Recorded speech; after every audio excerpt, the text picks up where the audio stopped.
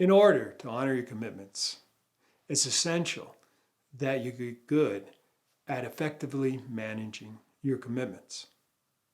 So what do we mean by managing your commitments? Well, first off, being aware of those commitments that you've made and those commitments that others have made to you. Then it's also knowing when the next action needs to take place so that that commitment can be fulfilled. When do I need to reach out and support somebody that's made a commitment to me? When do I need to take some action to make sure that the commitments I've made actually occur? What is the status of these commitments? So that if I'm effectively managing them, I will know immediately when one of those commitments is in danger. And if I've made a commitment to someone and my relationship has shifted from it will happen to something else, then I know when that occurs and I can I can reach out and connect with the person that I made that commitment to so that we can now effectively deal with this situation.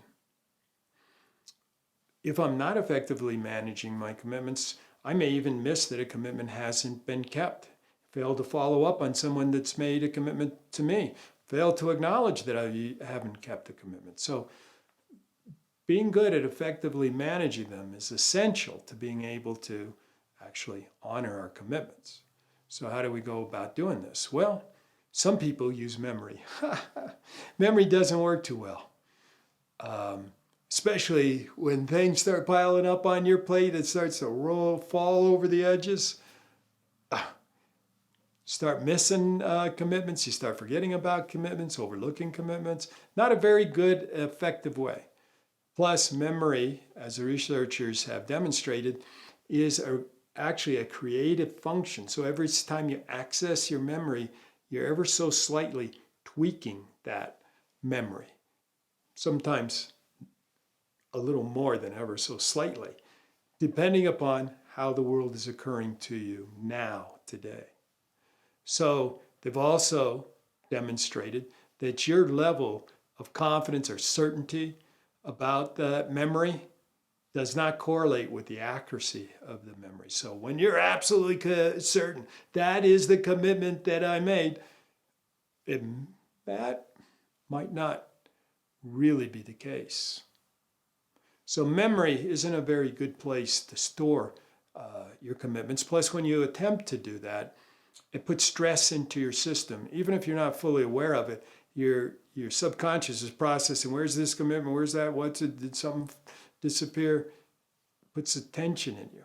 When you actually have a commitment management system and you put your commitments into a system, then you'll feel a certain relaxation, a release of a certain level of stress by doing that. So we recommend that if you are really serious, committed to honoring your commitments, that you establish a commitment management system and use your commitment management system. So what is a commitment management system made of? Well, it's two things, a tool and a process. And the tool can be simple, and in fact, we encourage you to keep your tool as simple as possible. As simple as possible and workable, functionable. So what is a cool tool? Well, it could be simply a piece of paper or a document in your computer that lists all the commitments that have been made by you and to you.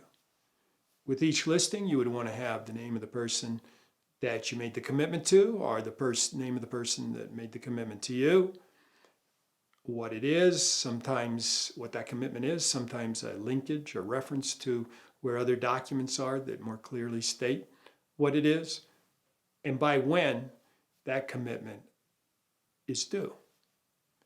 And one other thing, what's the date of your next action for that commitment? So with this simple recording of your commitment, it can really help you elevate your effectiveness. And then you'll be out doing that with all your other commitments. Now, many of us, a simple piece of paper isn't very effective, or a list in the computer becomes too hard to manage because we got too many commitments, and going through all of them every day just isn't a good use of time. So then you'd want to elevate to just a little more complexity. Say something as simple as Apple reminders. There you would list, just as we've said before, and the date for the next action would be where the reminder would come up. And then every day I'd have the list right in front of me of the actions that need to be taken to fulfill on my commitments. So you could also use something like Microsoft has some great tools. There's all kinds of other tools around. Usually they're called time management tools, just tweaked from this perspective to be tracking the commitments that you've made and others made to you. Again, I encourage you to keep it simple. There are tools out there that have all kinds of bells and whistles. The problem is, the more complex it is, the more bells and whistles, the less likely you are to keep using your tool and keep maintaining your tool. So keep it simple.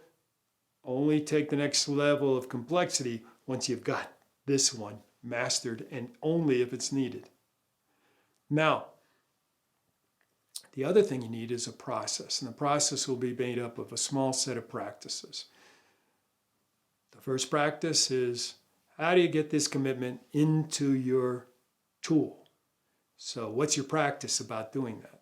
Now, it's nice if you can do it and list whenever a commitment's made right directly into your tool, but often that's not going to work.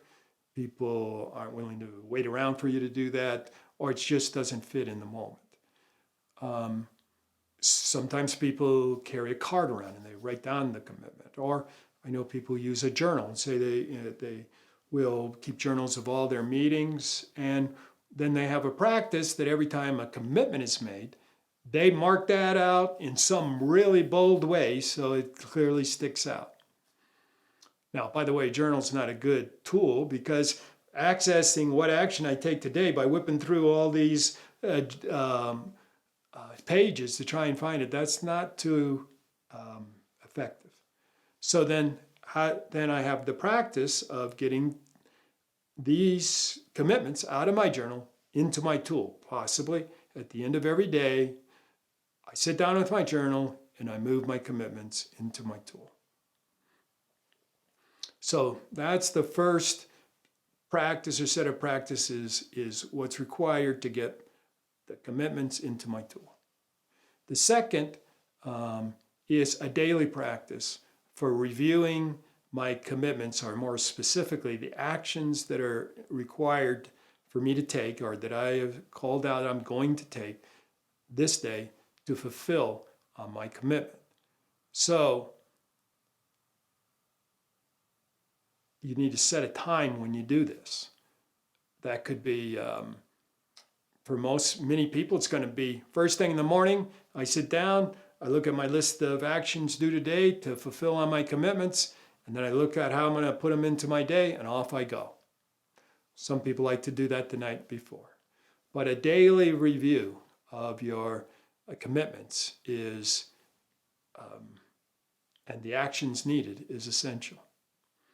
Then, at least for most people, maybe you can get by with every other day, whatever, but it's what's going to work for you so that you're effective.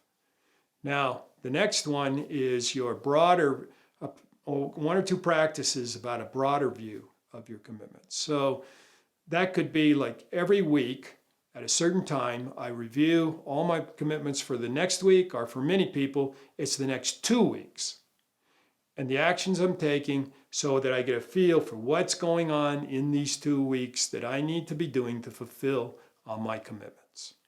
Again, that time range, you need to look to see what's relevant for your situation.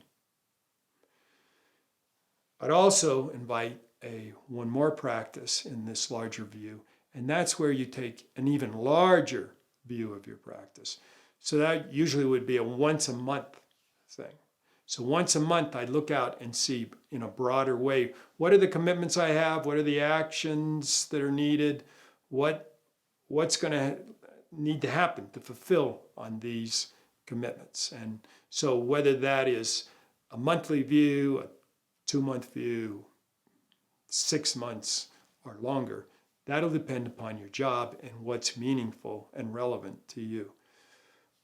But taking this, getting the commitments in, taking this daily view, taking this weekly view, and then taking this longer view, having those practices will give you a very robust commitment management system very simply. You may come to find there's other practices that you want to put in place as you move along and you learn to use your system and you find, oh, a breakdown happened here. I need to put a practice in place so it makes it harder for that breakdown to happen. It makes it harder for me not to fulfill or honor my commitments. So using your commitment management system is going to be a function of practicing, using it, learning from it, putting that into practice, and keeping going with your practice. Here's the important tip on keeping going with your practice. Your practice of using your system will get knocked out. You know, like maybe every day you have an 8 a.m. check-in on what your actions are for the day. Something happens, you cannot do it that day, and now you've lost your momentum and you miss the next day. The key is how quickly can you notice you've slipped from your practices, from your process, and then start again. If you can get good at recognizing when you've slipped, when you stopped using your system, and then start, just start. Don't beat yourself up about it. Don't make a big story about it. What really counts is starting. Get strong at starting again. If you're strong at starting again, wow, you'll be good at keeping your commitment management system in practice. And keeping it in practice and using your commitment management system and getting better and better at learning how to use it more effectively will be a fundamental support to you honoring your commitments.